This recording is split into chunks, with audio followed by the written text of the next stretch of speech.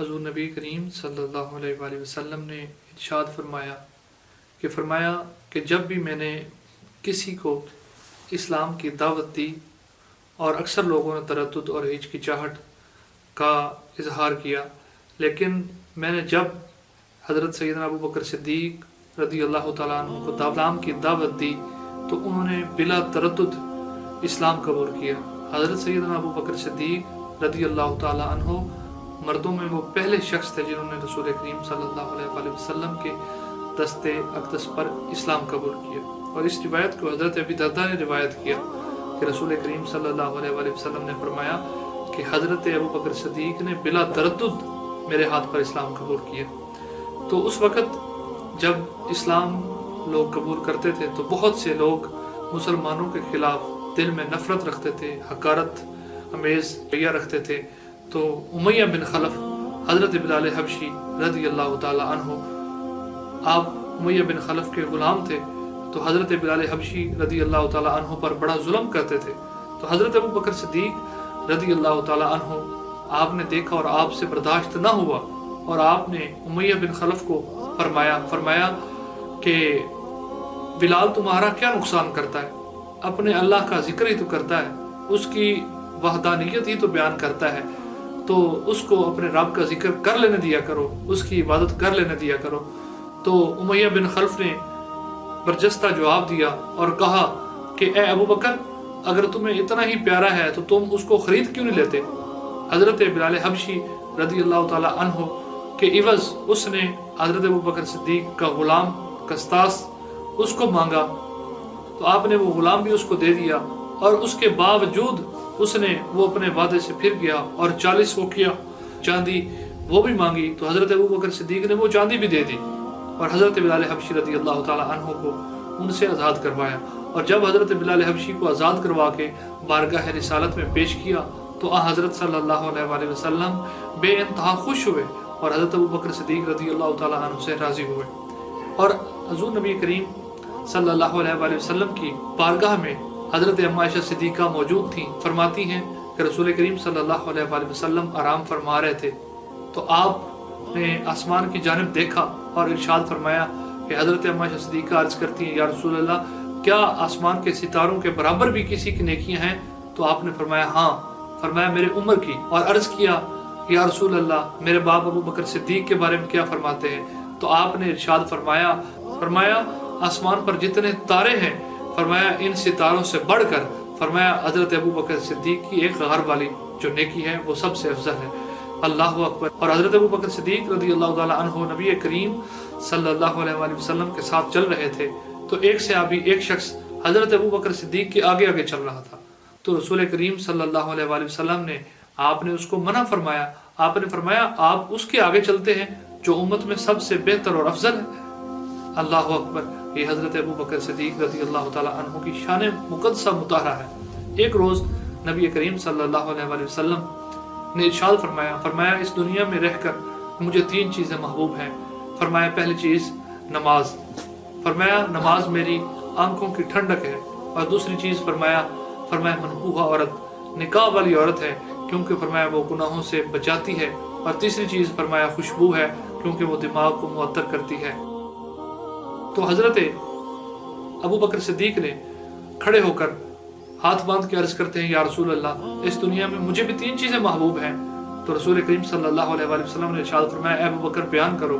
تو ابو بکر صدیق رضی اللہ تعالی عنہ بیان کرتے ہیں، عرض کرتے ہیں یا رسول اللہ صلی اللہ علیہ وآلہ وسلم مال صدیق اکبر کا ہو اور میں بارگاہ رسالت میں پیش کر دوں، اور دوسری مرتبہ عرض کیا کہ بیٹی صدیق اکبر کی ہو آپ کے نکاح میں پیش کر دوں، اور تیسری مرتبہ عرض کرتے ہیں النظر الی وجہ رسول اللہ کہ نظر صدیق اکبر کی ہو اور چہرہ مصطفیٰ کا ہو۔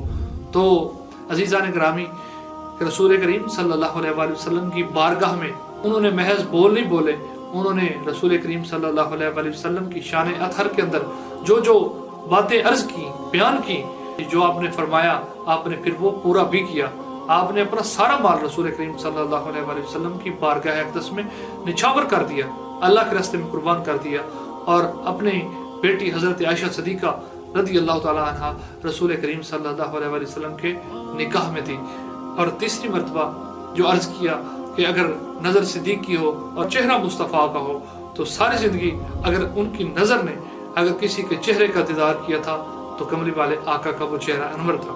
हज़रत अबू बकर सिद्दीक़ रज़ी अल्लाह ताला अन्हु ऐसे रसूल करीम सल्लल्लाहु अलैहि वसल्लम के मुकर्रब साथी हैं जिनके बारे में हज़रत अम्मा आयशा सिद्दीक़ा रज़ी अल्लाह ताला अन्हा बयान फरमाती हैं, जब रसूल करीम सल्लल्लाहु अलैहि वसल्लम का मर्ज जो था वो शिद्दत अख्तियार कर गया तो हुजूर ने इरशाद फरमाया कि मेरे मुसल्ले पे हज़रत अबू बकर सिद्दीक़ खड़े होकर इमामत करवाएंगे, नमाज पढ़ाएंगे। तो हज़रत अम्मा आयशा सिद्दीक़ा बयान करती हैं कि हज़रत अबू बकर सिद्दीक़ ने इसमें हिचकिचाहट महसूस की और अदबन अर्ज किया कि मैं ये नहीं कर सकूंगा। तो रसूल करीम सल्लल्लाहु अलैहि वसल्लम आपने इरशाद फरमाया और हुक्म फरमाया कि अबू बकर मेरे मुसल्ले पे खड़े होकर लोगों की इमामत करवाओ और नमाज पढ़ाओ। आका करीम अलैहिस्सलाम के मुसल्ले पे खड़े होके आपने रसूल करीम सल्लल्लाहु अलैहि वसल्लम की हयात मुक़द्दसा के अंदर नमाजें पढ़ाई और लोगों ने सहाबा ने आपके पीछे नमाजें अदा भी की। जब रसूल करीम सल्लल्लाहु अलैहि वसल्लम ने दुनिया से विसाल फरमाया तो हज़रत अबू बकर सिद्दीक़ रज़ी अल्लाह ताला अन्हु को इस्लाम का जो पहला खलीफा बनाया गया। तो हज़रत उस्मान गनी रज़ी अल्लाह ताला अन्हु और दीगर सहाबा ने आपके हाथ पर बैत की और हज़रत अबू बकर सिद्दीक़ को इस्लाम का पहला खलीफा बनाया। तो आपने जब आपको खलीफा बनाया गया तो आपने यूं इरशाद फरमाया लोगों, जब तक मैं हक के रास्ते पर चलूं तो मेरा साथ देना, जब मैं हक के रास्ते से हट जाऊं बगैर किसी हिचकिचाहट के मेरा साथ छोड़ देना, जब तक मैं हक पे रहूं तो मेरे साथ रहना। तो इस तरह हज़रत अबू बकर सिद्दीक़ रज़ी अल्लाह ताला अन्हु ने रिसालत के लिए रसूल करीम सल्लल्लाहु अलैहि वसल्लम की हयात मुक़द्दसा में आपके हयात मुक़द्दसा के बाद भी दीन के लिए बेशुमार कुर्बानियां अता की, बेशुमार कुर्बानियां दी। तो जब मक्का से मदीना शरीफ आका करीम अलैहिस्सलाम तशरीफ ला रहे थे तो हज़रत अबू बकर सिद्दीक़ की बारी आई तो रसूल करीम सल्लल्लाहु अलैहि वसल्लम ने हज़रत अबू बकर सिद्दीक़ को सवारी के ऊपर बिठा दिया और आगे उसकी लगाम पकड़ ली। तो लोग हैरान हुए, शायद जो सवारी पे सवार है वो आका करीम अलैहिस्सलाम वो नबी रहमत है, लेकिन ये रसूल करीम सल्लल्लाहु अलैहि वसल्लम का इंसाफ था और उनकी मोहब्बत थी कि रसूल करीम उस सवारी पे बिठाकर उस सवारी को खुद लेकर चल रहे हैं जिस सवारी पर हज़रत अबू बकर सिद्दीक़ सवार है। लेकिन उनकी जो मुशाबियत थी, हज़रत उमर फारूक ने आपको देखा, आपकी तरफ पीठ थी, आपने फरमाया अस्सलामु अलैकुम या रसूल अल्लाह। तो हज़रत अबू बकर सिद्दीक़ ने पीछे मुड़ के देखा और फरमाया वा अलैकुम अस्सलाम, आना खादिम रसूलुल्लाह, मैं रसूलुल्लाह का खादिम हूँ, मैं तो खुद रसूलुल्लाह का नौकर हूँ। तो यूं हज़रत अबू बकर सिद्दीक़ रज़ी अल्लाह ताला अन्हु ने आप हुजूर की मुशाबियत थे। तो एक दफ़ा नबी पाक सल्लल्लाहु अलैहि वसल्लम तशरीफ़ ला रहे थे तो रसूल करीम सल्लल्लाहु अलैहि वसल्लम के कांधों पर हज़रत इमाम हुसैन सवार थे। तो हज़रत अबू बकर सिद्दीक़ देख के मुस्कुराने लगे और कहने लगे अल्लाहु अकबर, क्या खूब सवारी है। तो रसूल करीम सल्लल्लाहु अलैहि वसल्लम भी बेसाख्ता मुस्कुरा दिए और फरमाया क्या खूब सवार है। तो इतनी मोहब्बत और राज़ो न्याज की बातें हज़रत अबू बकर सिद्दीक़ के साथ हुजूर ने फरमाई और आपने अपनी सारी ज़िंदगी इस्लाम के लिए वक्फ कर दी। आप कुरैश के सरदारों में से एक ऐसे सरदार थे जो जिनके बारे में लोग भी और कुफार भी कहते थे कि आप बिल्कुल बहुत नरम खू और बड़ी ही खुश इखलाक तबीयत के मालिक थे। हज़रत आयशा सिद्दीक़ा रज़ी अल्लाह ताला अन्हा और बाकी सहाबा भी बयान करते हैं कि हज़रत अबू बकर सिद्दीक़ रज़ी अल्लाह ताला अन्हु इस्लाम की आमद से पहले, इस्लाम कबूल करने से पहले भी शराब है उसको हाथ तक नहीं लगाया करते थे और ना ही बुतों की पूजा करते थे। वो हैं अबू बकर सिद्दीक़ जिन्होंने अपना सारा माल हजूर की ज़ात पर निछावर किया, हजूर के नाम पर कुर्बान किया। तो ऐसे सहाबी, जलीलुल कदर सहाबी जो रसूल करीम की मुशाफियत भी हैं, जो रसूल करीम सल्लल्लाहु अलैहि वसल्लम के पहले खलीफा भी हैं, जो रसूल करीम सल्लल्लाहु अलैहि वसल्लम के साथ आराम भी फरमा रहे हैं। तो हुजूर ने इरशाद फरमाया जिस तरह आपके पास हज़रत अबू बकर सिद्दीक़ बैठे थे दाईं तरफ और बाईं तरफ हज़रत उमर फारूक बैठे थे, आपने हज़रत अबू बकर सिद्दीक़ और हज़रत उमर फारूक का हाथ पकड़ा और हाथ पकड़ कर फरमाया हम कल क़यामत के रोज़ यूं ही उठेंगे। अल्लाह अकबर। ये हज़रत अबू बकर सिद्दीक़ और हज़रत उमर फारूक की शान है, फारूक आज़म की शान है। फरमाया जिस तरह हम दुनिया में ہم محشر میں بھی اسی طرح اٹھیں گے۔ تو جو رسول کریم صلی اللہ علیہ وآلہ وسلم کے ساتھ اٹھیں گے ان کے مقام و مرتبے کا کیا عالم ہوگا۔ جس وقت تھے خدمت میں ان کی ابو بکر و عمر، عثمان و علی، اس وقت رسول اکرم کے دربار کا عالم کیا ہوگا۔ تو یہ ہے حضرت ابو بکر صدیق۔ اللہ کریم ہم سب کو حضرت ابو بکر صدیق کی محبت عطا فرمائے۔ رسول کریم صلی اللہ علیہ وآلہ وسلم نے اس صحابی کے ذریعے سے ہمیں آگاہ کیا کہ ہمارے لیے حضرت ابو بکر صدیق کا ادب کتنا اہم ہے، لیکن ہم نے اس بات پہ کبھی غور نہیں کیا، کبھی اس بات کی طرف توجہ نہیں کی، کبھی اس بات کی طرف دھیان نہیں دیا۔